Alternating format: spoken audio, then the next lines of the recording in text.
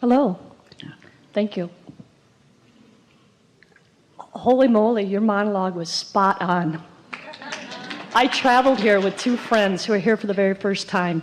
We had a delightful discussion last night about how they're frustrated because they've launched these rockets of desire and it's not manifesting yet. And so I was trying to tell them to be patient, enjoy the ride, it'll happen, get in the receptive mode. Before you go further, we want to say something to you. We really like the way that your conversation unfolded here. It's not manifesting yet. Those were your words. And we want to just remind you that manifesting means you're translating it from a vibration into something that is tangible. So rather than saying it's not manifesting yet, it's better if you say, I'm not in the mode where I can see it coming.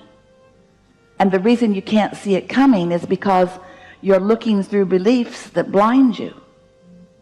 And even though there is evidence of its coming, in other words, if you were on the highway and you were going somewhere, let's say you're going to drive 1,000 miles from here to there, and most of the time during this journey you're not there, but you're also not discouraged because you can witness yourself getting closer. And that's what we want you to begin to understand about this manifesting business. We want you to witness yourself getting closer so that you realize that you're closing in on it. It's getting closer and closer and closer to that full manifestation where you can use your eyes and ears and so forth to completely acknowledge its existence. And so it hasn't manifested yet is never true. But what is true is I'm blind to its obvious unfolding because I'm on a vibrational wavelength that keeps me from recognizing it. And because I'm a stubborn human, I want to see the full, see it, hear it, smell it, taste it, touch it version of it before I will even admit I'm on the way to it. And that's what we wish for you to stop doing. When your dog can hear things that you can't hear, do you say, stop it, you little faker? Or do you acknowledge that your dog really can hear something you can't hear? And so we're not here to sharpen your hearing. We're here to sharpen your awareness of. But it takes a little bit of understanding of how the laws of the universe work.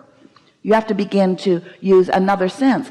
Rather than seeing it or hearing it or smelling it or tasting it or touching it, we want you to sense it. We want you to sense that it is there. We want you to sense its existence. And as you sense it, which in the beginning might just be hoping for it, which is a whole lot better than doubting it, pretty soon it will get big enough that you'll be on the trail of it. Esther remembers watching this magnificent dog. Oh, such a hound dog. And his parents threw an object, it was a football, off into some very dense woods. And this man had a strong arm and he threw it far and fast into very dense trees and bushes and underbrush. And Esther thought, that dog will never ever find that. And it was right back with it. It was right back with it. It didn't have to see it. It could sense it.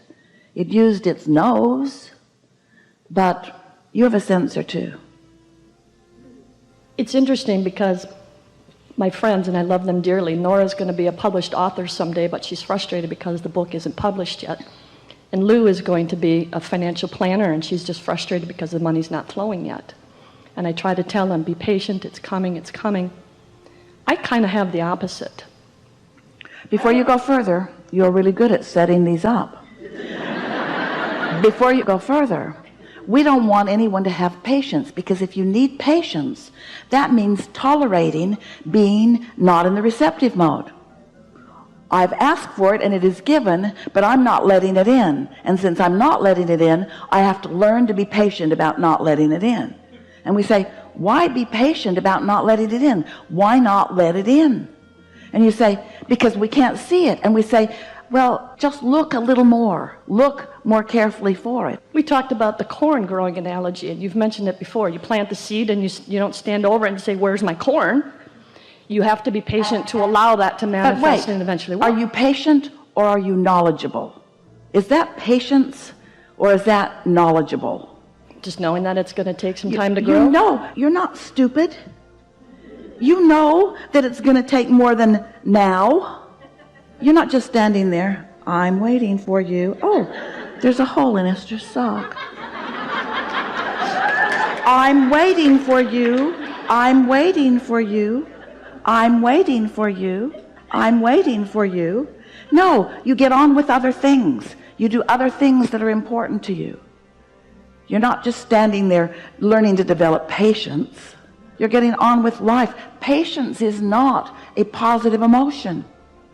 Patience is putting up with something that doesn't feel good. And if you're working hard to develop patience, then you're sort of working in the wrong direction. We don't want you to be patient. We want you to be optimistic, and we want you to be eager, and we want you to feel good. But sometimes you want to focus upon things that are already here rather than standing in a yearning stance waiting for something that isn't here to get here. Or you want to sense its existence even before you can see it and hear it and smell it and taste it and touch it. And that's not patience. That's acknowledgement. That's knowledge. Very good.